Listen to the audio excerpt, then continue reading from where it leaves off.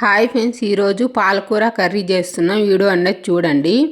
పాలకూర కట్ చేసుకొని వాటర్లో వేసి కడిగి పెట్టుకోండి జల్లిబుట్లోకి. 2 ఆనియన్స్ తీసుకొని కట్ చేసుకొని పెట్టుకోవాలి. ఒక కళాయి పొయ్యి మీద పెట్టేసి కళాయిలో ఆయిల్ వేసేసి ఆయిల్ వేడెక్కినాక ఆనియన్స్ అన్నది వేసుకోండి. కొంచెం పసుపు వేసుకోండి. కొంచెం తాలింపు గింజలు వేయండి.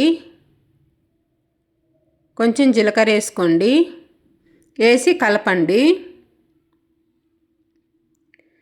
ఆనియన్స్ రెడ్డుకి కాగానే పాలకూర అన్నది తాలింపులోకి వేసుకోండి.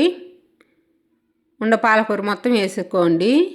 ఆనియన్స్ మిరిగిపోయినవి కూడా వేసుకోండి. వేసి మంచిగా కలపండి. కలిపి కొద్దిసేపు ఉడకనియండి. అంతలోకి ఎల్లిపాయ కారం నూరుకోండి. మిక్సీలోకి కారం వేయండి. వేసి ఎల్లిపాయలు వేసుకోండి. కొంచెం సాల్ట్ సరిపోయినంత సాల్ట్ వేసేసి మిక్సీ పట్టేయండి. ఎల్లిపాయ కారం అన్నది రెడీ అయిపోయింది. మంచిగా మగ్గిపోయింది పాలకూర అన్నది.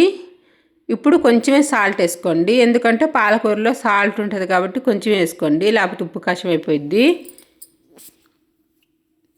సాల్ట్ వేసేసి కలుపుకోండి. కొద్దిసేపు ఉడకనియండి. మూత పెట్టి మధ్య మధ్యలో కలపండి. ఇలాగా ఎల్లిపాయ కారం అన్నది వేసుకోవాలి. ఎల్లిపాయ కారం వేసేసి కలుపుకోండి. సరిపోయినంత కారం వేసేసి కలపండి.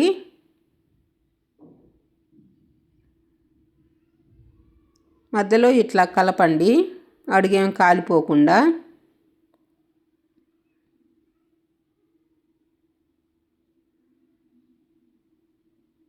పాలకూర అన్నది రెడీ అయిపోయిందండి. పాలకూర కర్రీ రైస్లోకి బాగుంటుందండి. బాయిల్ ఎగ్గమ్మటి మంచిగా ఉంటుంది. ఒకసారి ట్రై చేయండి. మంచిగా ఉంటుంది. ఒకసారి చేసుకోండి.